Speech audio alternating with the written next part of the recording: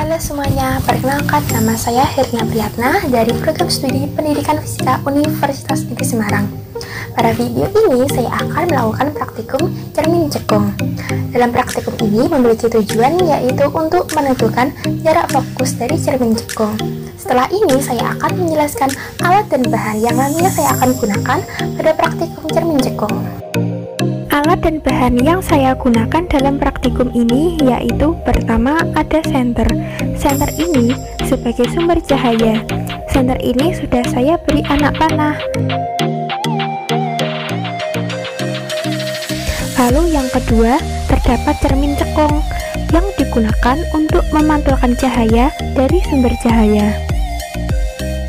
Ketiga ada penggaris. Penggaris ini saya gunakan untuk mengukur jarak benda dan jarak bayangan. Kemudian yang keempat ada layar. Layar ini terbuat dari kertas yang saya bentuk sedemikian rupa sehingga mudah berdiri, dan layar ini digunakan untuk menangkap bayangan yang terbentuk nantinya. Kemudian saya akan menjelaskan langkah-langkah mencari fokus cermin cekung. Yang pertama-tama saya menyiapkan penggaris. Penggaris ini memiliki panjang 60 cm. Kemudian penggaris ini saya taruh pada meja sehingga tampak lurus. Selanjutnya saya juga akan menaruh cermin cekung. Cermin cekung ini sudah saya beri sandaran sehingga dapat berdiri seperti ini. Kemudian cermin cekung ini saya taruh pada titik 0 pada penggaris seperti ini. Selanjutnya saya juga menyiapkan senter. Senter ini sebagai sumber cahaya, dan pada bagian depan senter saya beri tanda anak panah seperti ini. Kemudian senter ini saya taruh pada samping penggaris. Selanjutnya terdapat layar. Layar ini digunakan untuk menangkap bayangan yang dihasilkan dari cermin cekung. Nantinya saya akan mencari bayangan yang paling jelas. Selanjutnya saya akan memvariasi jarak benda ini sebanyak 6 kali, yaitu 10 cm, 15 cm, 20 cm, 25 cm, 30 cm, dan 35 cm. Dan nanti saya akan menuliskannya pada data pengamatan. Data pengamatannya seperti ini. Selanjutnya, saya akan melakukan praktikum. Saya akan memvariasi jarak benda. Jarak bendanya yaitu senter. Senter ini pada bagian depannya sudah saya beri anak panah seperti ini. Dan saya akan memvariasi jarak bendanya ini sebanyak 6 kali. Yang pertama, saya akan meletakkannya pada 10 cm. Dan cermin cekung ini diletakkan pada titik 0. Kemudian saya akan menghidupkan senter ini. Dan kita akan mencari bayangan yang paling jelas.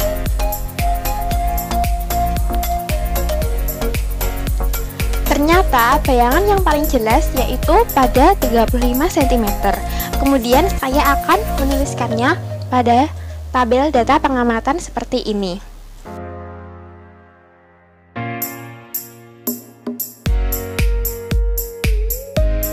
Yang kedua, saya akan memvariasi jaraknya pada 15 cm. Jadi, senter ini saya letakkan pada titik 15 cm. Kemudian saya menghidupkan senternya. Dan saya akan mencari bayangan yang paling jelas. Ternyata bayangan yang paling jelas yaitu pada 46 cm. Kemudian saya akan menuliskannya pada data pengamatan.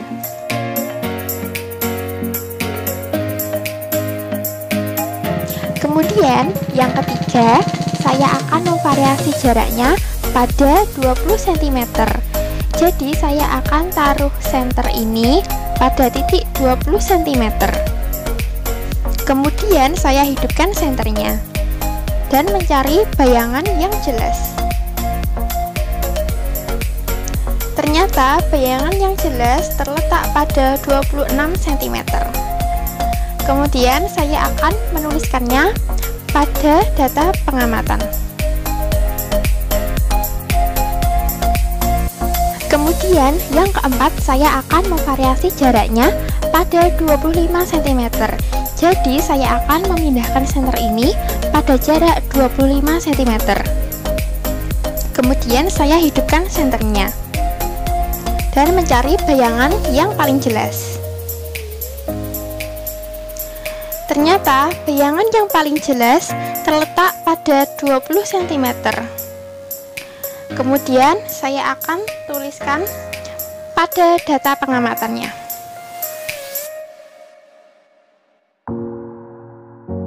Pada percobaan yang kelima, saya akan memvariasinya pada jarak 30 cm. Jadi saya akan pindahkan senter ini pada jarak 30 cm. Kemudian saya hidupkan senternya. Dan saya akan mencari bayangan yang paling jelas menggunakan layar ini.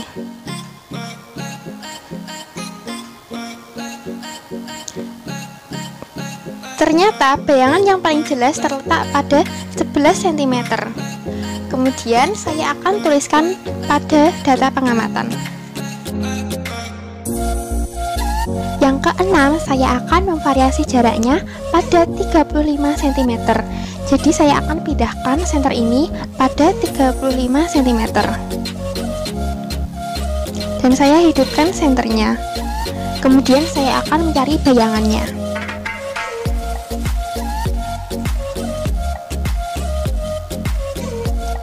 Dan bayangan yang paling jelas terletak pada 10 cm. Kemudian saya akan tuliskan pada data pengamatannya.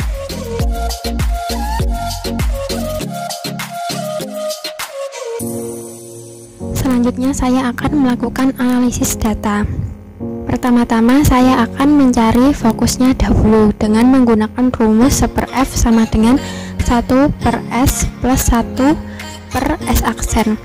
F ini adalah fokus dan S adalah jarak benda dan S aksen ini adalah jarak bayangan. Kemudian saya akan menyamakan penyebutnya. Dan untuk mencari fokusnya ini kita akan mendapatkan rumus seperti ini. Kemudian kita akan menghitung fokusnya sampai 6 kali karena pada percobaan ini saya melakukannya sebanyak 6 kali.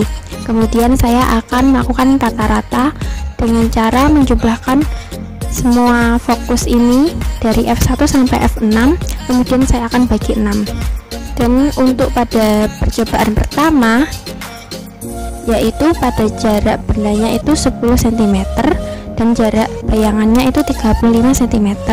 Kemudian kita hitung fokusnya seperti ini dan didapatkan hasil 7,777 cm. Kemudian pada percobaan kedua dengan jarak bendanya itu 15 cm dan jarak bayangannya 46 cm dan didapatkan fokusnya 11,311. Berikutnya pada percobaan yang ketiga, yaitu jarak bendanya 20 cm dan jarak bayangannya 26 cm. Kemudian didapatkan fokusnya 11,304. Pada percobaan yang keempat, yaitu pada jarak bendanya 25 cm dan jarak bayangannya ini 20 cm. Kemudian dilakukan perhitungan dan didapatkan fokusnya ini 11,111. Pada percobaan yang kelima, jarak bendanya itu 30 cm dan jarak bayangannya 11 cm. Kemudian dilakukan perhitungan dan didapatkan fokusnya 8,048. Pada percobaan yang keenam, itu pada jarak bendanya 35 cm dan jarak bayangannya 10 cm. Kemudian dihitung dan mendapatkan fokusnya ini 7,777. Setelah mendapatkan hasil fokusnya ini semua, kemudian saya akan lakukan rata-rata, yaitu dengan menjumlahkan semua F ini. F1, F2, F3, F4, F5 dan F6 ini saya jumlahkan semua dan hasilnya 57,328. Kemudian dibagi 6 karena kita melakukan percobaannya sebanyak 6 kali. Dan hasilnya yaitu 9,554. Kemudian kita setelah mendapatkan fokusnya tadi, kita akan menghitung delta F. Delta F ini rumusnya yaitu akar do F per do S dikuadratkan dikali 2/3 delta S dikuadratkan ditambah do F per do S aksen dikuadratkan dikalikan 2/3 delta S aksen dikuadratkan. Nah, do F per do S ini itu rumusnya yaitu didapatkan dari ini, dan didapatkan do F per do S nya itu S aksen kuadrat per S plus S aksen kuadrat, dan yang do F per do S aksen itu S kuadrat per S plus S aksen kuadrat didapatkan dari ini. Kemudian ini delta S. Delta S ini didapatkan dari setengah nilai satuan terkecil dari penggaris yaitu 0,1. Jadi setengah dikalikan 0,1 hasilnya 0,05 cm. Kemudian saya langsung hitung 2/3 kali delta S ini kuadrat. Saya hitung langsung dan hasilnya yaitu 0,0011 cm. Dan rumusnya ini sama ini itu sama ya. Bisa dilihat di sini rumusnya sama. Kemudian dari rumus yang tadi itu kita menghitung do F per do S, dan pada percobaan yang pertama do F1 per do S1 sama dengan berarti 35 kuadrat per 10 plus 35 kuadrat. Ini kan jarak bayangannya, ini jarak benda, jarak bayangannya, dan didapatkan hasilnya itu 0,6049. Kemudian ini saya langsung kuadratkan karena di rumusnya ini kan langsung dikuadratkan, jadi saya hitung kuadratnya langsung, dan kalau dikuadratkan itu hasilnya 0,3659. Kemudian do F2 per do S2 itu 46 kuadrat per 15 plus 46 kuadrat. Ini jarak bayangannya, jarak benda, jarak bayangannya. Kemudian kita hitung, kita kuadratkan, dan didapatkan hasilnya 0,5686. Kemudian saya langsung kuadratkan juga dan dapatkan hasilnya 0,3233. Pada percobaan yang ketiga yaitu jadinya do F3 per do S3. Jarak bayangan per jarak benda plus jarak bayangan yang sudah kita dapatkan pada percobaan itu. Kemudian do F3 per do S3 sama dengan 0,3194. Kemudian saya kuadratkan langsung, hasilnya 0,1020.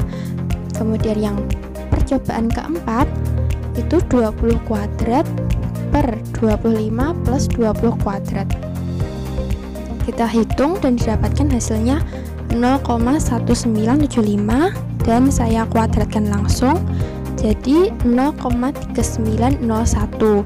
Kemudian pada percobaan yang kelima yaitu do F5 per do S5. Jadi jarak bayangan yang kelima tadi, kemudian jarak benda plus jarak bayangannya kita hitung dan dapatkan do F5 per do S5 sama dengan 0,0719, dan saya kuadratkan langsung jadinya 0,0051. Kemudian pada percobaan yang keenam yaitu 10 kuadrat per 35 plus 10 kuadrat.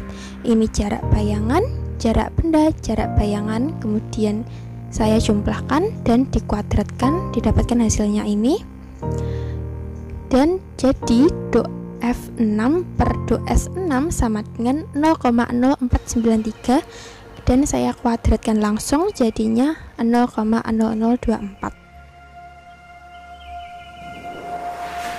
Selanjutnya setelah menghitung do F per do S ini, kita akan menghitung do F per do S aksen kuadrat.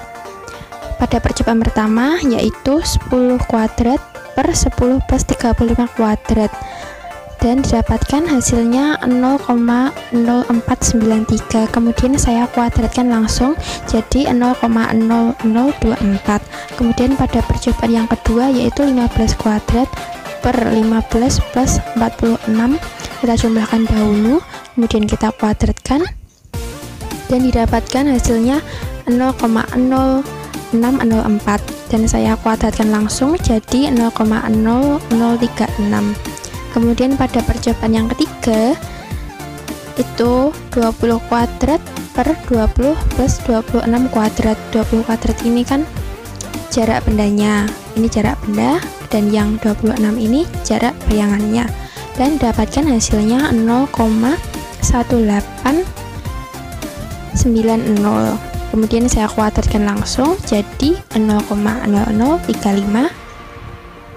Pada percobaan yang keempat jarak bendanya yaitu 25, kemudian saya kuadratkan per 25 plus 20 kuadrat, dan hasilnya 0,3086, dan dikuadratkan langsung jadi 0,0952.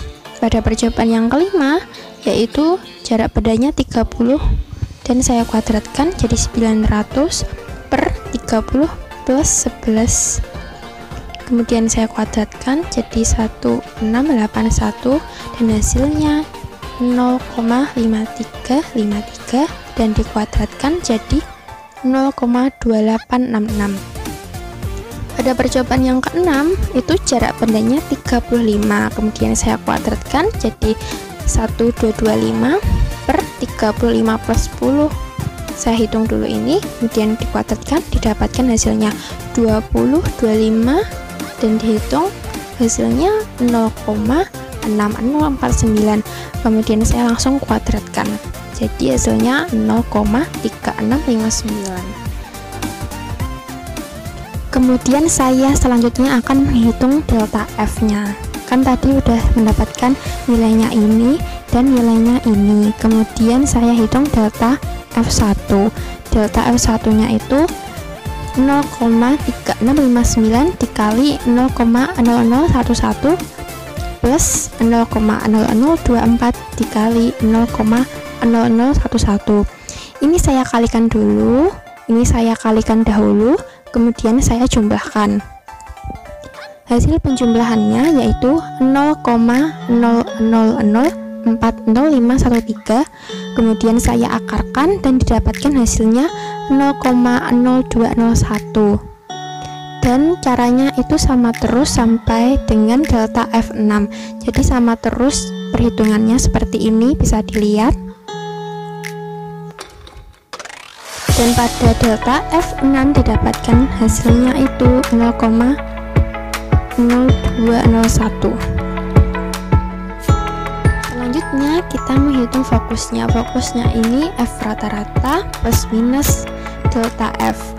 Nah, fokus rata-ratanya tadi kan 9,554 plus minus ini delta F nya itu delta F yang terbesar. Jadi delta F yang terbesar tadi 0,0201. Kemudian kita menghitung kesalahan relatif.